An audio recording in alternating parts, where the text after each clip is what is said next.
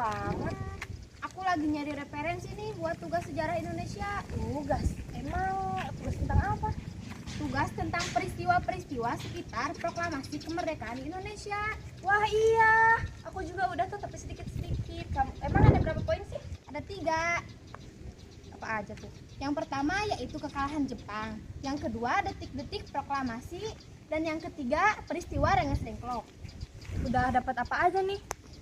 Kalau saya baru dapat tentang kekalahan Jepang saja. Wah bisa dong dijelasin dikit-dikit, kita sharing-sharing gitu. Iya, hayu. Kekalahan Jepang yaitu peristiwa sebuah proklamasi pertama tak luput dari awal bulan kekalahan Jepang pada Sekutu.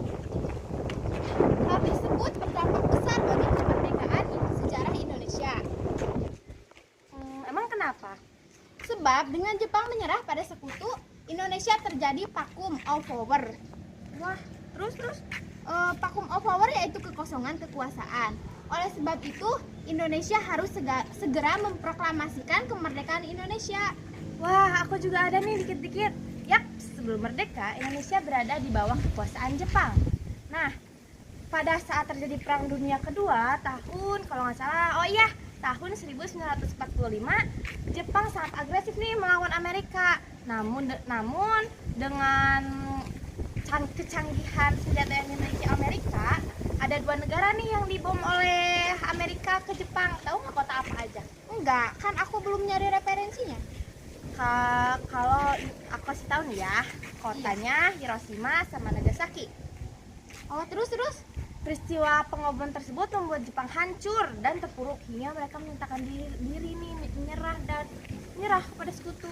Terus agar tidak terjadi kekacauan lain, Jepang akhirnya menjadikan kemerdekaan bangsa yang dijajah, yaitu negara kita nih, negara Indonesia. Nah, hal ini menjadi awal peristiwa penting sekitar proklamasi kemerdekaan Indonesia juga. Nah, siapa tuh? Ada Audi sama Riani. Sana yuk. Ayo. Mereka juga tahu gitu tentang proklamasi selanjutnya. Udah. Hai, halo Riani. Apa sih, Neng? Kamu udah ngerjain tugas belum? Tugas apa? Tugas sejarah Indonesia. Udah dikit. Tentang apa aja tuh? Tentang permasalahan proklamasi. Mau dong? Tidak tahu. Boleh dikit. Desi Mau. Tuh dikit ya. Yes. Aku mau gede. Kasih. Gimana tuh? Peristiwa sekitar proklamasi yang kemudian terjadi adalah perumusan naskah dengan janji kemerdekaan yang telah mereka buat dengan golongan muda dan golongan tua. Dibentuklah perumusan naskah proklamasi. Terus? Saya mau lolodok. Pakai garpu. Najwa nggak sopan.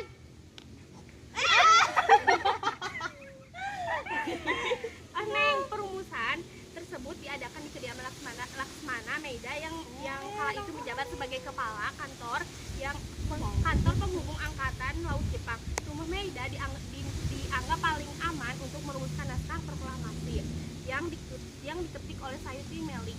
Oh begitu. Najwan, udah ngerjain tugas Indonesia belum? Iya, tentu saja udah dong. Iya gitu. Iya lah. Listen.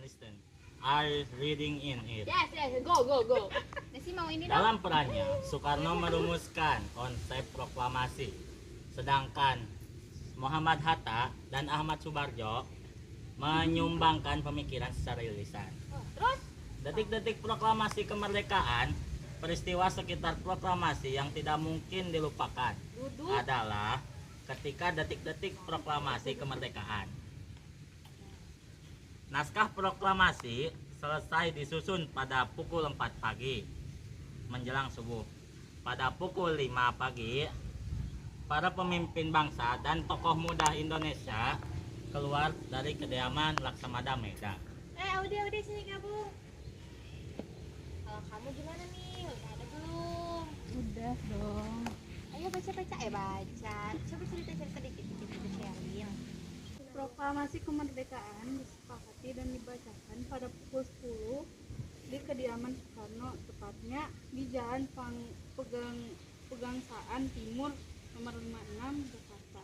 Saat itu Hatta berpesan kepada semua pekerja pers yang hadir untuk memperbanyak naskah proklamasi yang menyebarkannya ke seluruh penjuru dunia. Bendera merah putih hasil jahitan Fatmawati pun disiapkan dan rakyat mulai berkumpul di aula tepat pukul 10. Soekarno-Hatta atas nama bangsa Indonesia membacakan naskah proklamasi kemerdekaan Indonesia. Sini. Kita Ajmi, kamu udah nyari referensi belum? Udah. Coba bacakan. Dengan demikian, peristiwa sejarah kemerdekaan Indonesia mulai berkumandang di seluruh rakyat Indonesia. Isi teks proklamasi 17 Agustus 1945. Inilah isi teks proklamasi 17 Agustus 1945 yang menjadi tanda sejarah kemerdekaan Indonesia. Oh, bagus sekali kamu itu. Dapat dari mana? Internet ya. Oh iya, kita masih ada nih yang belum Dapat referensinya. siapa ya yang tahu kira-kira? Oh, dari orang Intan. Intan. Beneran.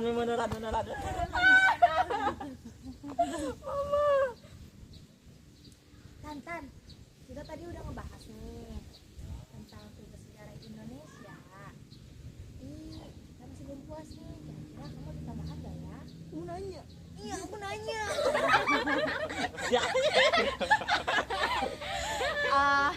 Aku sih baru dapet tentang proklamasi kemerdekaan Indonesia. Gimana tuh? Bunyinya itu kayak gini.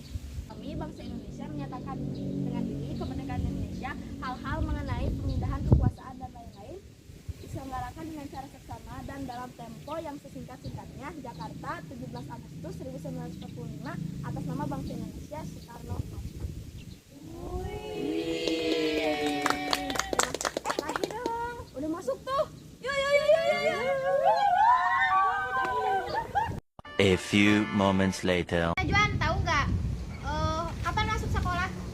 Kalau nggak salah Jumat. Hah? Jumat? Iya. Tanggal berapa? Tanggal 24. Kamu kata siapa? Kata guru lah. Bohong ya? Iya. Gak udah. Boleh. Kamu tahu nggak Rian nih tentang peristiwa Rengas Dengklok? Tahu sih, tapi cuma tahu dikit. Apa itu?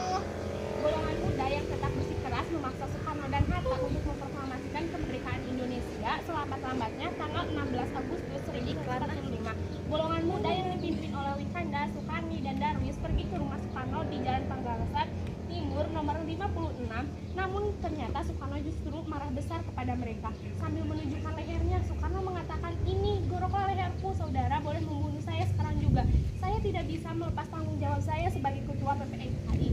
Karena itu, saya akan tanyakan kepada wakil-wakil PPIKI besok." Gitu. Oh, terus gimana? Oh, karena perbedaan pendapat antara golongan tua dan golongan muda ini, maka golongan muda sepakat untuk menculik Soekarno dan Hatta keluar kota. Tujuan rencana penculikan ini adalah untuk menjauhkan Soekarno dan Hatta dari pengaruh Jepang dan mempercepat proklamasi kemerdekaan. Golongan muda pada saat itu memilih Rengas Dengklok, Karawang sebagai tempat penculikan tersebut. Mereka memilih Rengas Dengklok karena tempat itu berada tidak jauh dari Jakarta dan keamanannya juga terjamin oleh tentara peta. Soekarno pun setuju untuk ikut golongan muda dengan syarat Fatmawati, Guntur, dan Hatta juga ikut. Syarat dari Soekarno tersebut disetujui oleh golongan muda dan akhirnya rombongan tersebut berangkat pada tanggal 16 Agustus 1945. Wah, pukul ini Astagfirullahaladzim. Kenapa deh sih? La ilaha illallah Muhammadur Rasulullah. What happened? Tadi aku dapat referensi nih dikit-dikit. Katanya gini, ini goroklah leherku, saudara boleh membunuh saya sekarang juga. Saya tidak akan melepas tanggung jawab sebagai ketua PPKI. Karena itu saya tanyakan kepada wakil-wakil PPKI besok. Ahmad Suparjo dari golongan tua yang waktu itu mencari keberadaan Soekarno dan Hatta pun berangkat ke Rengas Dengklok untuk bertemu dan berunding dengan Soekarno dan Hatta. Akhirnya Ahmad Subarjo berjanji dengan jaminan nyawanya ke golongan muda kalau proklamasi kemerdekaan Indonesia akan diumumkan keesokan harinya pada tanggal 17 Agustus 1945. Selambat-lambatnya pada pukul 12 waktu Indonesia Barat. Dengan jaminan tersebut, akhirnya Soekarno dan Hatta dilepaskan oleh golongan muda. Dan sore harinya rombongan tersebut kembali ke Jakarta untuk segera merumuskan naskah proklamasi. Nah, itulah peristiwa-peristiwa yang terjadi pada saat perumusan naskah proklamasi kemerdekaan Indonesia. Mungkin sedikit yang bisa kami sampaikan dengan terbalut bungkusan yang cukup kurang bagus untuk dipertontonkan, tapi semoga ilmu yang bisa kita sampaikan bisa diamalkan bagi teman-teman semua. Wabillahi taufiq wal hidayah. Wassalamualaikum warahmatullahi wabarakatuh. Terima kasih. Sampai jumpa kembali. Ameida yang kala itu menjabat sebagai kepala Sampai langsung ditanya.